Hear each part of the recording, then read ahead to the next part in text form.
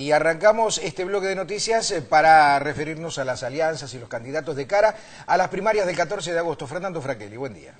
Claudia, Pedro, buen día. Claro, sin lugar a dudas, el calendario electoral que sigue avanzando en la República Argentina. Ayer decíamos con Rulo de la Torre que sin lugar a dudas ya están los que van a ser los frentes electorales para las próximas elecciones. Finalmente, Raúl, 8 candidatos o 8 frentes que hay para las elecciones en lo que tiene que ver con cargos de diputados nacionales, pero hay 7 frentes, una diferencia en un número, 7 frentes para los cargos a presidente y vicepresidente de la Nación. La diferencia está en lo que se marcaron las diferencias en el Frente Amplio Progresista y la separación de Proyecto Sur de Pino Solanas. Exacto, recordemos que además como el 25 de junio cierra el plazo para la inscripción de candidatos, aquellos partidos que se presenten sin frente también podrían agregar algún candidato presidencial, que sería el caso de Elisa Carrió, por ejemplo, por la coalición cívica, que ahora es partido, originalmente era frente también. Era frente, claro, y además hay que tener en cuenta que a pesar de las diferencias que hay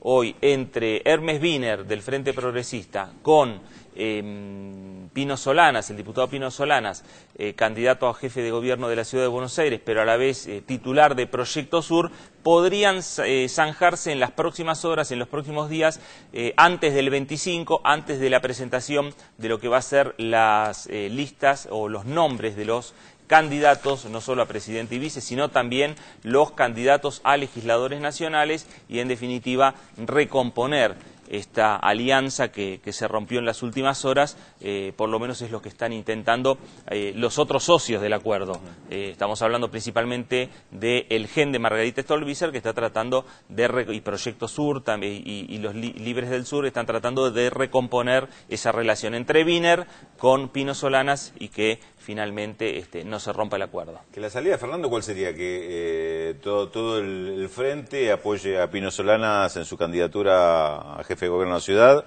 contra lo que ya quedó planteado como la fórmula presidencial Wiener-Morandini. Wiener-Morandini van a estar como candidatos del Frente Amplio Progresista, es el frente que se inscribió, y lo que se sumaría es en la lista final de los candidatos a diputados nacionales, podría sumarse ahí gente de Proyecto Sur y, en definitiva, Proyecto Sur acompañar de esa manera lo que es la candidatura presidencial de Hermes Wiener. Lo que parecería que queda bastante subordinado casi como un partido local, digamos, el Proyecto Sur a ser un partido de capital federal y desde ese lugar participar en esa alianza. No le han permitido participar del acuerdo amplio que sería haber participado de la fórmula, ¿no? Quería participar de las reuniones, claro, de las conversaciones y lo que decíamos nosotros y recordábamos que las disputas principalmente entre Wiener y Pino Solanas tenían que ver con la candidatura a vicepresidente de la Nación.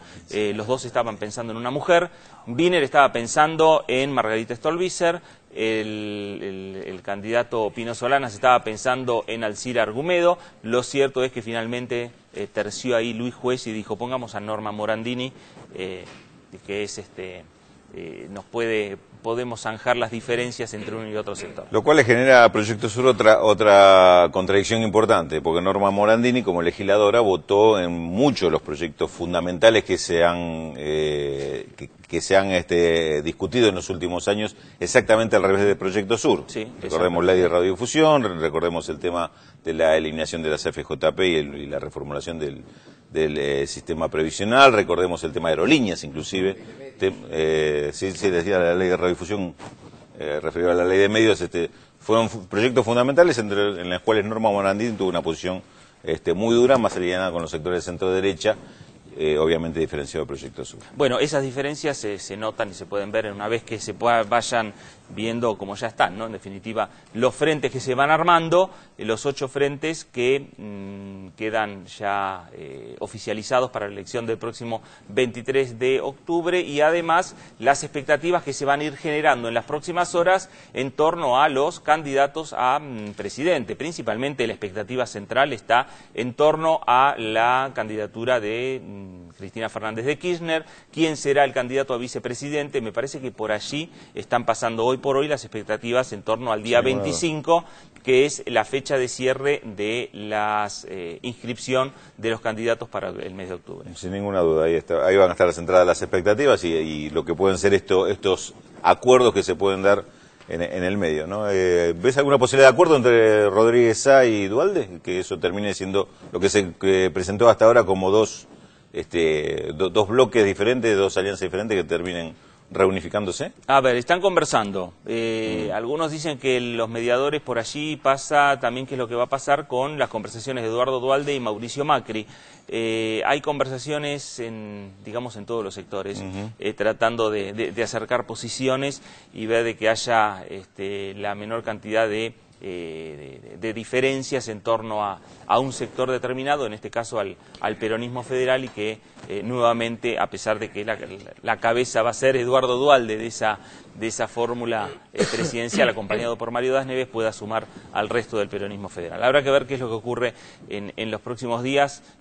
Van a ser horas, me parece, bastante importantes, tanto en lo referido a los partidos de la oposición, como también en lo referido a el Frente para la Victoria, porque repetimos, lo más importante también está centralizado en la candidatura del Frente para la Victoria, Cristina Fernández de Kirchner, con quien será el candidato a vicepresidente de la Nación.